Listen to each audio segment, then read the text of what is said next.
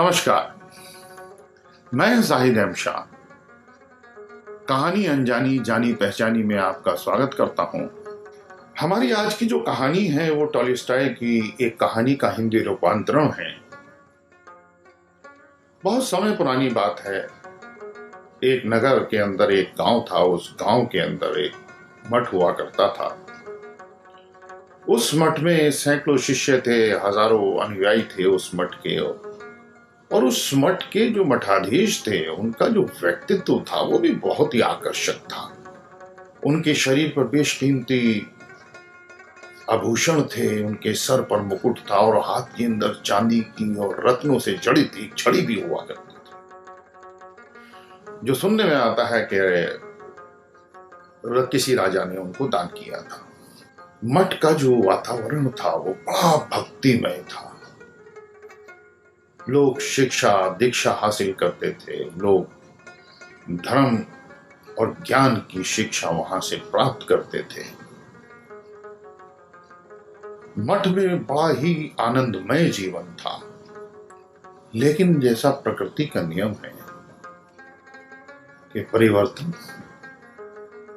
समय समय पर परिवर्तन होता है, तो ऐसा ही एक परिवर्तन जो है वो गुरुदेव या मठाधीश महाराज को देखने को मिला। उन्होंने देखा कि मठ के अंदर जो अनुयायियों की जो संख्या थी वो दिन पर दिन कम होती जा रही है। शिष्य भी मठ छोड़ करके जा रहे हैं।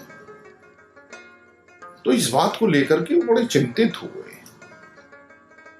और इस चिंता को उन्होंने अपने विश्वसनीय शिष्य से डिस्कस किया और उनसे कहा कि इस बारे में पता करो।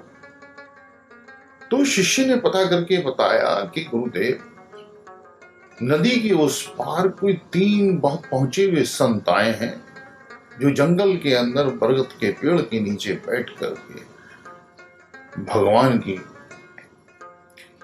आराधना कर रहे हैं। गुरुदेव ने जब ये बात सुनी तो गुरुदेव का दिमाग ठनका। उन्होंने सोचा कि इस गांव में तो क्या, इसके आसपास के 10 गांव में मुझसे बड़ा कोई ज्ञानी प्रख्यात कोई पंडित नहीं है। फिर ये आखिर ये 3 लोग कौन हैं जो अपने आप को संत घोषित करे बैठे हैं। तो मन ही मन सोचा कि इनसे मिलना जरूरी है। तो वो सुबह हुई। सुबह जो थे मठाधीश महाराज उठे, बिना स्नान किए बिना भोजन किए चल पड़े उन 3 लोगों से मिलने के लिए।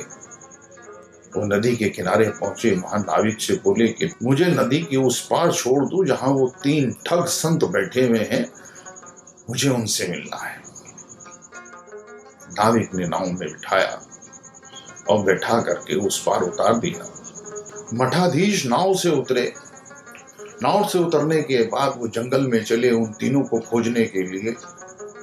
लेकिन उनकी जो खोज थी बहुत जल्दी पूरी हो गई। उन्हें वो पुराना बरगद का पेड़ मिल गया। उस बरगद के पेड़ के नीचे वो तीनों जो संत थे वो बैठे हुए प्रार्थना करते हुए मिल गए। उन्हें देख करके मठाधीश के अंदर एक ज्वालामुखी फूट पड़ी।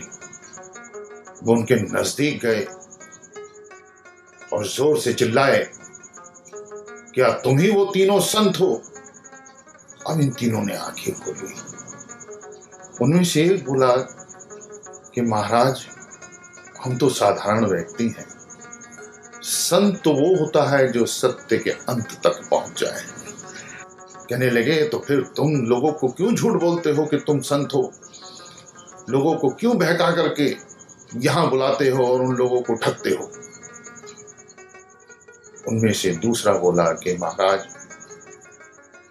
हमने तो बहुत प्रयत्न किया कि लोग हमारे पास ना आए, हम एकांत में बैठ के प्रभु की प्रार्थना करते रहे, परंतु लोग नहीं मानते हैं। लोगों ने जबरदस्ती हमें संत बना दिया है। अब ये बातचीत चल ही रही थी कि मठाधीश की नजर इधर उधर दौड़ी। उन्होंने देखा कि इनके आसपास ना तो गीता है, ना रामायण है, ना वेद है, ना पुराण है। आखिर ये किस आधार के ऊपर प्रार्थना कर रहे हैं? तो मठाधीश ने उनसे कहा कि ना तुम्हारे पास वेद है, ना पुराण है, ना गीता है, न तुम्हारे पास रामायण है, तुम प्रार्थना क्या कर रहे हो? हम इन तीनों ने फिर हाथ जोड़ दिए। कहने लगे महाराज फिर आप हमें डांटेंगे। कहने लगे नहीं, मैं तुम्हें डांटूंगा नहीं। लेकिन अंदर ही अंदर मठाधीश के मन में ये चल रहा था कि आखिर ये प्रार्थना कर तो कर क्या रहे हैं। अब इन तीनों में से एक बोला कि हम प्रार्थना करते हैं कि तुम भी तीन, हम भी तीन, हम पे कृपा करो। मठाधीश बोले ये कैसी प्रार्थना है कि तुम भी तीन, हम भी तीन, हम पे कृपा करो। उनमें से दूसरा बोला कि ब्रह्मा विष्णु महेश वो भी तीन, हम भी तीन, हम पे कृपा करो। कहने लगे मठाधीश के ये कोई प्रार्थना करने का तरीका है? प्रार्थना मंत्रों से होती है। मठाधीश ने कहा कि मैं तुम्हें सही प्रार्थना करने का तरीका बताता हूं। जो जो मंत्र मैं तुम्हें बताऊं तुम उनका जाप करो। उन तीनों ने हाथ जोड़ के कहा कि ठीक है महाराज, आप हमें मंत्र बता दीजिए। अब मठाधीश ने क्या करा कि एक बड़ा सा मंत्र उनके सामने दोहरा दिया। अब उन तीनों ने बड़ी हैरत से उनकी तरफ देखा और देखने के बाद बोले कि महाराज हमारी समझ में नहीं आया, अगर एक बार और सुना देते तो ज्यादा बेहतर होता। उन्होंने एक बार और सुना दिया। उन्होंने कहा कि महाराज याद नहीं हुआ, अगर एक बार और सुना देते तो ज्यादा बढ़िया रहता। मठाधीश ने एक बार और सुना दिया। उन्होंने कहा कि महाराज आप तो जानते हैं हम जाहिल हैं, गंवार हैं, अनपढ़ हैं, हमारी बुद्धि आप जैसी बुद्धि नहीं है, हम कम बुद्धि के मंद बुद्धि लोग हैं, अगर एक बार और सुना देते तो बड़ी कृपा होती।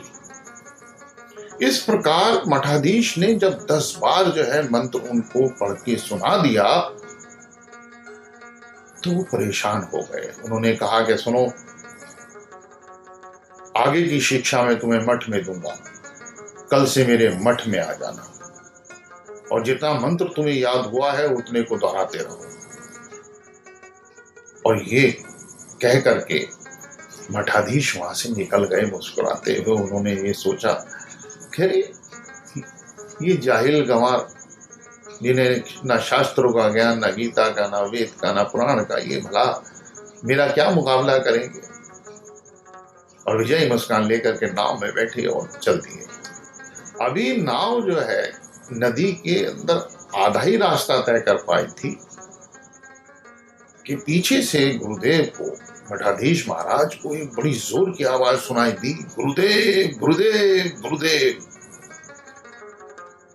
मठाधीश ने पीछे मुड़ के देखा तो वो तीनों लोग पानी पे दौड़ते हुए चले आ रहे हैं। और ये देख करके मठाधीश जो थी उनकी आंखें फटी की फटी रह गई और बड़े अचंभित हो गए और सोचने लगे कि ये शक्ति तो सिर्फ प्रभु के पास हो सकती है, किसी साधारण व्यक्ति के पास तो हो ही नहीं सकती। और उनके मुंह से एक शब्द नहीं निकला। वो दौड़ते हुए आए और आकर के नाव के पास खड़े हो गए।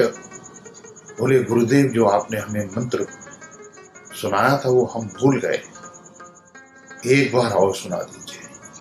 अब मठाधीश जिसकी सांस नीचे की नीचे और ऊपर की ऊपर थी, उन्होंने बड़ा साहस करके कहा,